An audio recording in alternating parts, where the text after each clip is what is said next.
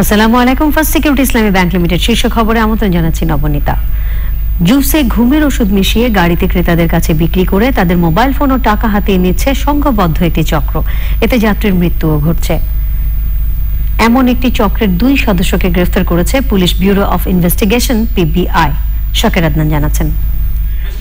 আবুল হোসেন গাজী নামে এক ব্যক্তি 29 নভেম্বর যাত্রাবাড়ি থেকে মিরপুরে মেয়ের বাসায় যাওয়ার জন্য বাসে ওঠেন। গাড়িতে জুস বিক্রেতার কাছ থেকে একটি জুস কেনেন আবুল হোসেন। জুস খেয়ে কিছুক্ষণের মধ্যেই তিনি অচেতন হয়ে পড়েন। চক্রের আরেক সদস্য পরে গাড়িতে উঠে তার মোবাইল ও টাকা হাতিয়ে নেয়। পরে তাকে হাসপাতালে নেওয়া হলে চিকিৎসকরা মৃত ঘোষণা করেন।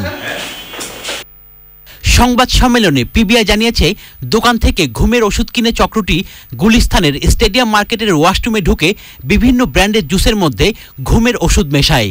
ওই ঘটনায় জড়িত 2 জনকে গ্রেপ্তার করেছে পিবিআই।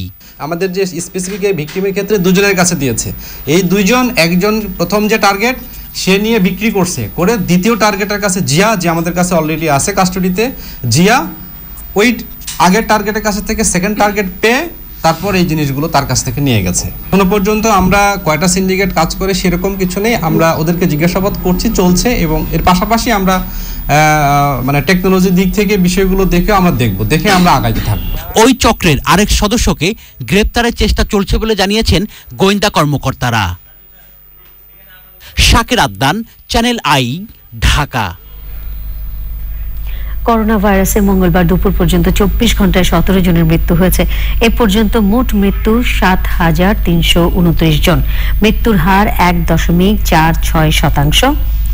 24 ঘন্টায় সুস্থ হয়েছেন 2,235 জন। এ পর্যন্ত মোট সুস্থ 4,41,929 জন। সুস্থতার হার 87.77%। 24 ঘন্টায় নমুনা সংগ্রহ হয়েছে 15,452, পরীক্ষা হয়েছে 15,145।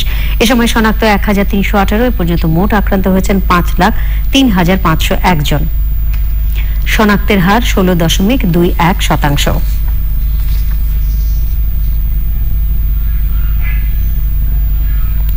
ফেডারেশন কাপ ফুটবল দিয়ে আজ থেকে শুরু হচ্ছে নতুন ফুটবল মৌসুম। বঙ্গবন্ধু জাতীয় স্টেডিয়ামে সন্ধ্যে 5:30টায় উদ্বোধনী ম্যাচে মুখোমুখি হবে ডিফেন্ডিং চ্যাম্পিয়ন বসুন্ধরা কিংস এবং রহমতগঞ্জ মুসলিম ফ্রেন্ডস সোসাইটি।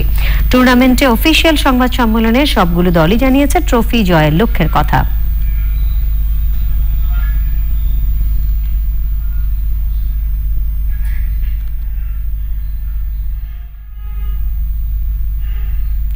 শীর্ষ খবর এখনকার মতো এই পর্যন্তই। ধন্যবাদ সকলকে সাথে থাকার জন্য।